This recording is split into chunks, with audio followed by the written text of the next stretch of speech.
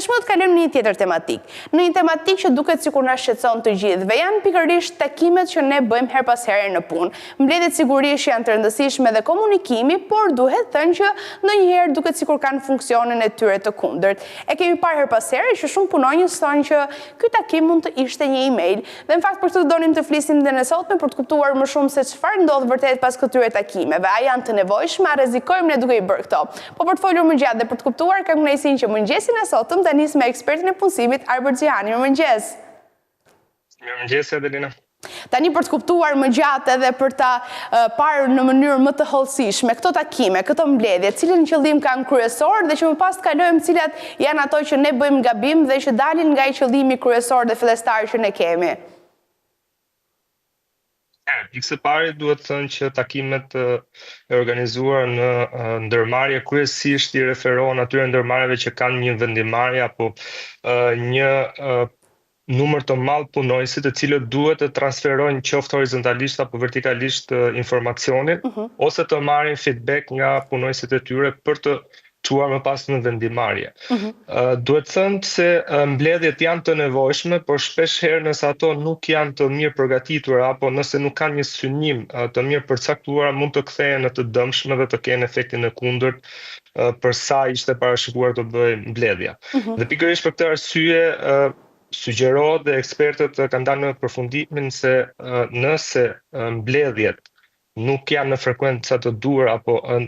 bëhen në frekuenca më të shpeshta, atëherë kemi efektin e kundërt të cilët mund të ulin produktivitetin e punonjësve apo mund të sjellin edhe pakënaqësi tek punonjësit. Nëse flasim për frekuenca, cila është ajo frekuencë e duhur që duhen bërë takimet në një punë të caktuar që është nga e hëna në të premte, pra për 5 ditë në javë?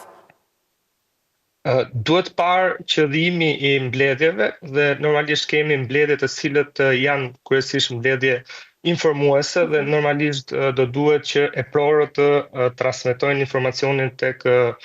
punonjësit në varësinë e tyre dhe këto janë mbledhje që shpesh herë mund edhe të menjanohen, pasi do të ishte më thjesht që eprorët të dërgojnë ndoshta jo vetëm emaile, por mund të përgatisin dhe një memo që është një memo sqaruese për punonjësit e tyre dhe fare mirë mund të kryej funksionin në vend të një mbledhje të tezgjatur, ku normalisht protagonist do të jenë vetëm eprorët dhe të gjithë punonjësit e tjerë për ta bëhet e mërzitshme apo jo produktive qënia në mbledhje dhe konsumimi i kohës së tyre në mbledhje dhe jo në funksion të detyrave apo funksionet që ato duhet të kryejnë. Nëse kemi pastaj mbledhje të cilët kanë një qëllim vendimarrës apo një qëllim strategjik, normalisht janë mbledhje të cilët nuk duhen organizuar shpesh, pasi në të kundërt do të kemi një konfuzion midis pjesëmarrëve në mbledhje, por mendoj se së paku një mbledhje në muaj për ato qëllime strategjike të kompanisë mund të jetë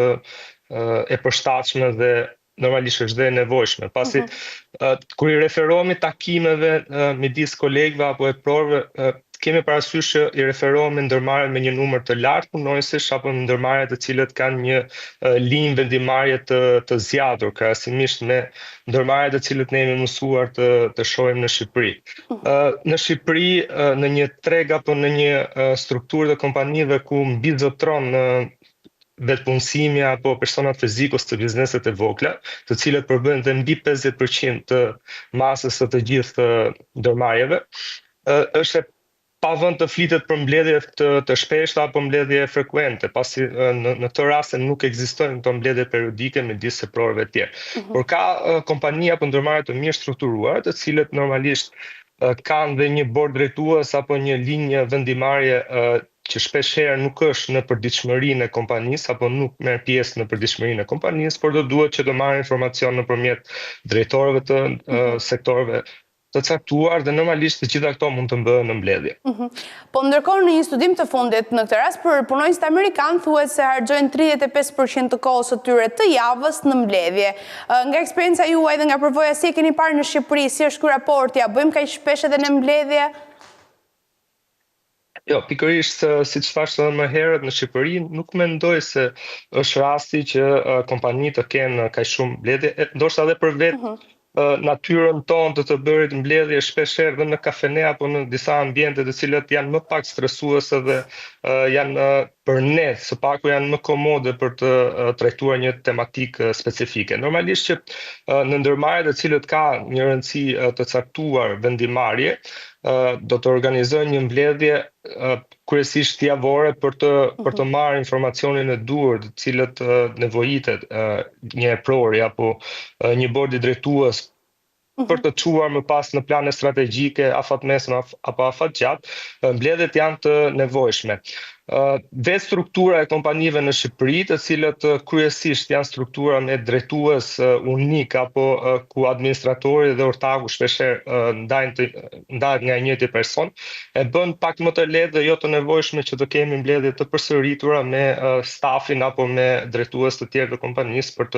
për të çuar në një vendimarrje strategjike. Dhe mendoj se kjo problematik nuk i referohet apo studime në vetvete nuk i përshtatet tërësisht tregut të Shqipërisë, pasi kemi një strukturë tjetër organizative të ndërmarrjeve. Ndërkohë ndonjëherë duket si jo dhe aq korrekte, po e kemi parë që një farë formë mbledhjesh mund të jetë dhe kjo mbledhja në këmbë, si thuash, që mund të jemi kalimthi në një bisedë dhe ndajmë ato diskutimet, idenë apo edhe një lloj vendimarrje paksa më të lehtë që s'ka nevojë të ulesh edhe të kesh atë fokusin kryesor, të kalosh orë të tëra. Si funksionojnë këto dhe çfarë funksioni ka në vetvete? Për shembull, a ndikojnë që punojnë si mos të jetë i mërzitur, si thuash, dhe i lodhur nga ky takim që mund të jetë kalimthi në një korridor dhe fliten njepin ato porositë e tyre, apo domethënë e bën më të thjeshtë apo më të vështirë vendimarrjen, procesin tjetër të punës, ky lloj takimi? Personalisht mendoj se nëse një mbledhje nuk ka një qëllim strategjik, këto takimet e shpejta apo në këmbë apo duke bërë një ecje të shkurtër mund të jenë shumë më produktive se sa një mbledhje në tryezë ku shpesh herë fokusin e merr një person i vetëm apo ndoshta shumë pak persona dhe jo të gjithë pjesëmarrësit në mbledhje, kanë mënyrën e tyre komunikative për të marrë pjesë apo për të angazhuar në mbledhje, por mjafton me prezencën e tyre dhe e bën ndoshta mbledhjen dhe pak boring apo të mërzitshme. Ndërsa nëse kemi disa kolegë të cilët komunikojnë mes tyre në një ambient jo zyrtar, le të themi jo në një tavolinë të rrumbullakët apo duke bërë një ecje të lehtë apo në këmbë, e bën edhe anën tjetër e cila ndoshta në tavolinë nuk do të ishte shumë interaktive të jetë prezente në komunikim dhe të jetë ndoshta më efektshme komunikimi me të se sa do të ishte në një mbledhje zyrtare apo në një mbledhje më të zgjeruar. Por në raste se kompania do të ketë vendimarrje të rëndësishme, është afërmend që do duhet që të ulet në një tryezë, të ketë informacion të detajuar, të ketë strategji të mirëfillta të cilët mund të propozohen nga punojësit apo të komunikohen vendime të rëndësishme nga eprorët, dhe këto normalisht duan një ambient më zyrtar dhe një ambient më të përshtatshëm për të organizuar mbledhje. Ndërkohë, për shumë punëmarrës në këtë rast apo edhe punëdhënës kur flasim për takimet, mendojnë që është një mënyrë që mund të afrojë më shumë ekipin. Pra momenti që të gjithë mblidhen me njëri tjetrin, diskutojnë ide, flasin se çfarë do të ndodhë dhe çfarë mund të bëhet me kompaninë e tyre, është si një afrim edhe një farë fryme më e afërt me secilin prej tyre. Me çfarë mund të zëvendësohen këto takime në mënyrë që të kenë mundësinë që të lidhen me njëri tjetrin stafi, por në të njëjtën kohë edhe të prodhojnë ide dhe shumë punë në këtë rast edhe produktivitet në vetvete? Si që thash, në Shqipëri janë shumë të shpeshta uljet në kafene me kolega apo edhe me drejtues, ku shpeshherë diskutohet dhe për çështje të punës apo për çështje bashkëveprimi midis punojësve apo eprorëve. Dhe mendoj se kjo është ndoshta i përshtatet më tepër edhe formimit tonë si Ballkanas apo të bëhet biznes të dikujt që jeton në Ballkan, krahasimisht me dikë që jeton në Gjermani, i cili është më strikt apo më procedurial krahasimisht me ne. Mendoj se organizimet midis kolegëve apo me stafin, siç tani më quhen edhe staf retreat të tjerë, ku organizohen ndoshta lojra apo dalje në darka apo dreka, jo domosdoshmërisht pune, por ku me patjetër mund të diskutohen dhe disa çështje të përditshmërisë së punës dhe ndoshta mund të ketë ide shumë më të qarta dhe mund të hidhen ide edhe pa frikën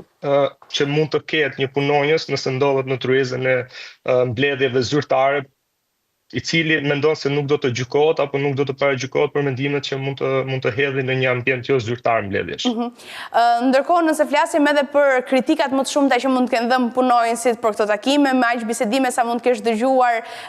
edhe vetë në këtë rast, që çfarë thon ata, si i pengon, si i ndikon, a mund të krijojë një farë burnauti për secilin. Pra në këtë rast jo nga ekspertiza dhe studimet që mund të jenë, po nga vetë eksperjenca e punonjësve dhe ajo çfarë thon.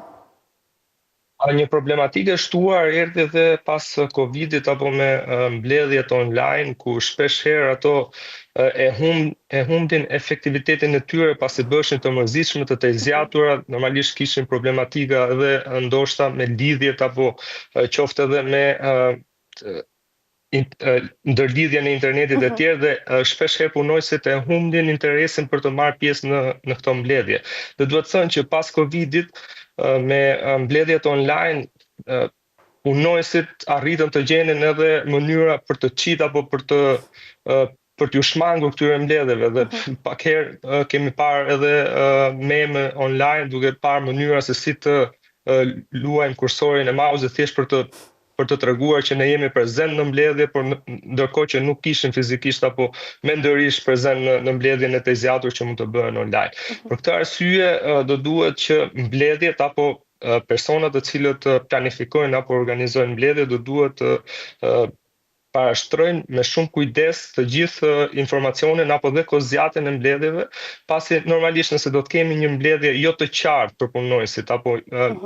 jo me pika të qartë apo punonjësit, apo me një kozjatë të qartë se sa do të zgjasë mbledhja, atëherë ajo kthehet e dëmshme, pasi i bën punonjësit të humbin shumë kohë, duke qenë thjesht prezent në mbledhje, dhe ndërkohë ajo kohë e humbur mund të shfryzohej nga ato për të arritur rezultatin e kërkuar.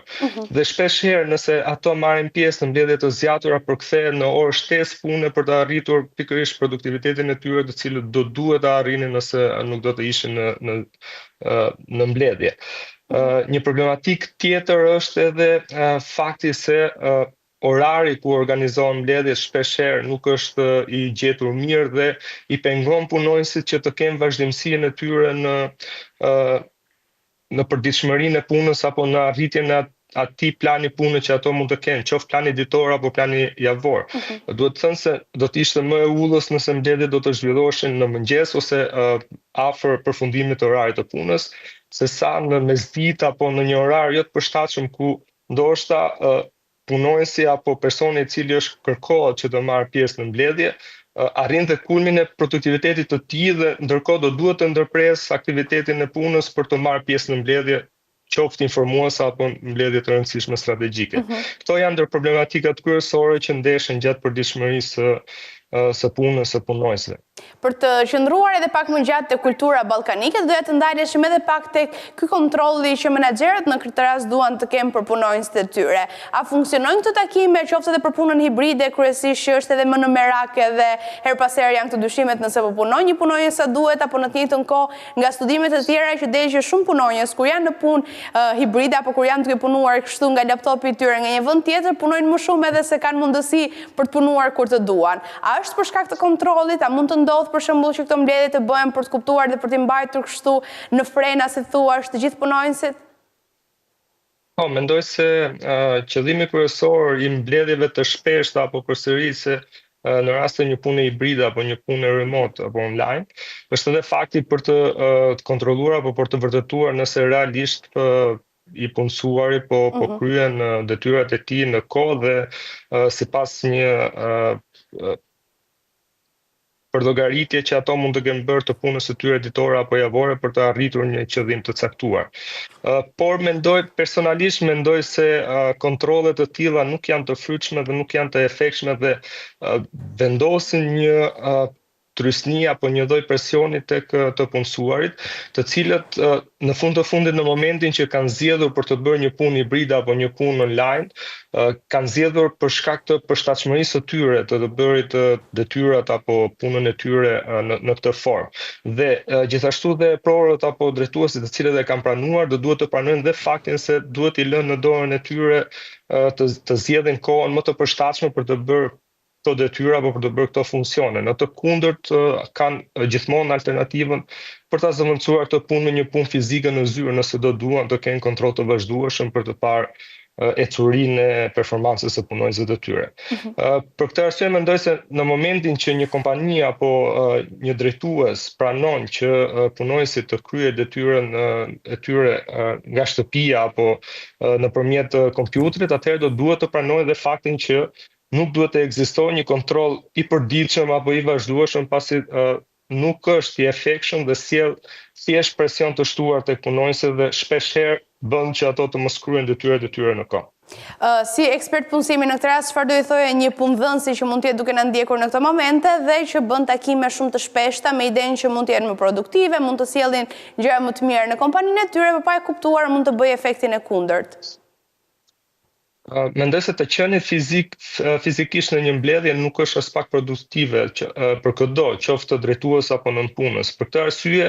të gjithë ato persona të cilët kanë detyrat për të organizuar apo për të mbledhur informacion nëpërmjet mbledhjeve të përsëritura do duhet të studiojnë me kujdes qëllimin e mbledhjes dhe të përcaktojnë nëse do duhet realisht të organizohet një mbledhje me punonjësit apo me drejtuesit e kompanisë për të mbledhur këtë informacion, apo mund të bëhet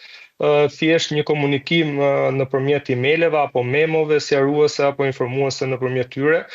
duke i kursyer kështu kohë qoftë vetes së tyre, por edhe punonjësve të tjerë për të fokusuar në disa detyra më të rëndësishme se sa të qenit fizikisht në mbledhje dhe ndoshta dhe duke mos arritur qëllimin e mbledhjes. Arberxhani, faleminderit shumë që ishe me ne sot me të gjitha këto këshilla dhe shpresoj që të ketë shërbyer shumë në këtë rast të gjitha atyre që i mendojnë mbase mbledhjet produktive, po të jenë edhe patjetër për efektin e tyre të mirë, por në të njëjtën kohë pa harruar qëllimin kryesor edhe pa e dëmtuar. Faleminderit shumë dhe të uroj një ditë sa më të mbarë.